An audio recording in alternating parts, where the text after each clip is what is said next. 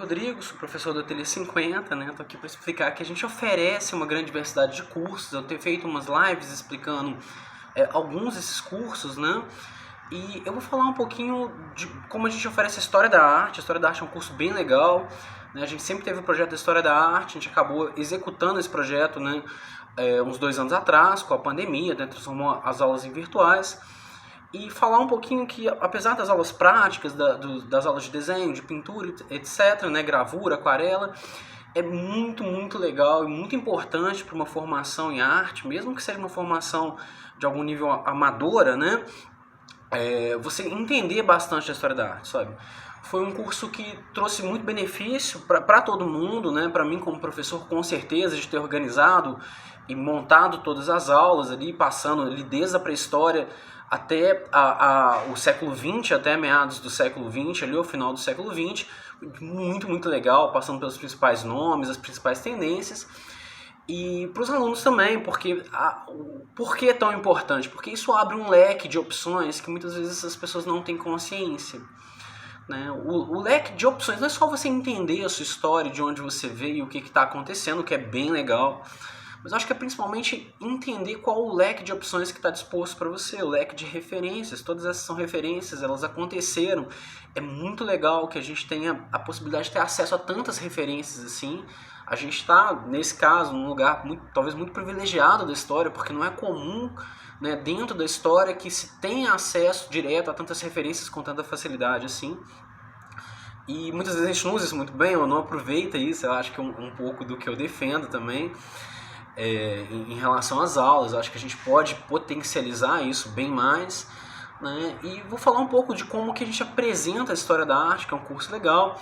A gente está em vias de abrir uma nova turma, né? Provavelmente o ano que vem, né? Então a gente já vai preparando o terreno, assim, talvez antes, mas provavelmente no ano que vem mesmo.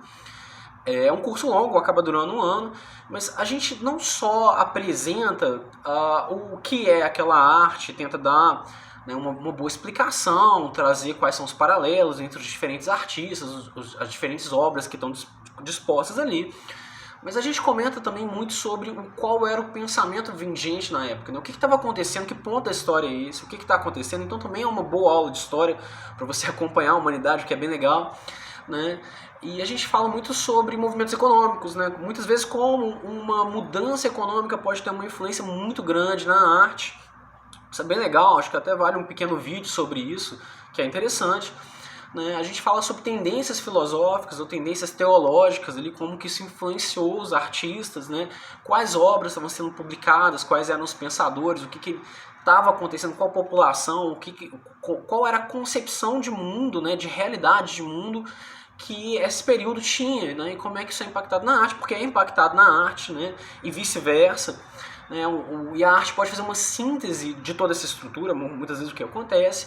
Essa síntese é muito facilmente revelada, se você pensar, por exemplo, no Michelangelo ali no Renascimento, quando, muito obviamente ali, né, ele coloca a criação de Adão na Capela Sistina, e você tem um Adão, então, encostando o dedo, assim, colocando o dedo para encostar com o dedo de Deus, assim, Deus vem num tipo de nuvem, de capa, assim, que, bom, em referência lembra também um cérebro, né, tipo assim, se você prestar um pouco de atenção, e como isso revela o pensamento vigente da época, como o homem estava no centro, como, na verdade, né, os desígnios teológicos, né, ou divinos, estavam se equiparando nesse período dentro da humanidade com a capacidade racional de articulação humana.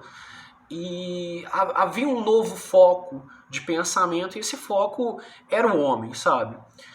Antropocêntrico, né? E isso é revelado ali. Não é que não havia Deus ou religião, não havia que havia um corte, não havia que uma destruição da religião, mas havia um movimento de equiparar, nesse momento da humanidade, né, a capacidade humana, a razão humana, com a própria divindade em si.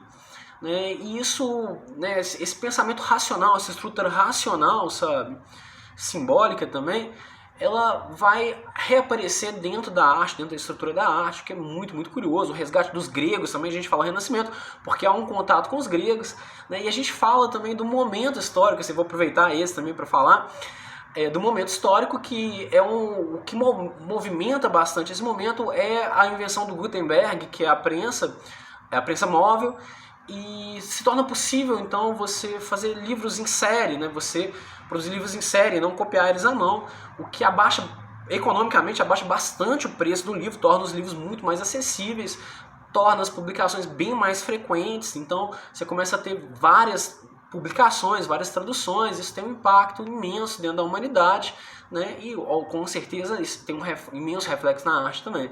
Isso é um pouquinho do que é a história da arte, acho muito legal. Né? Quem tiver curioso, quiser saber mais, quiser já falar assim, quero participar da turma e tudo que a gente vai abrir a longo prazo, né? Não deixe de entrar em contato com a gente, tá bom?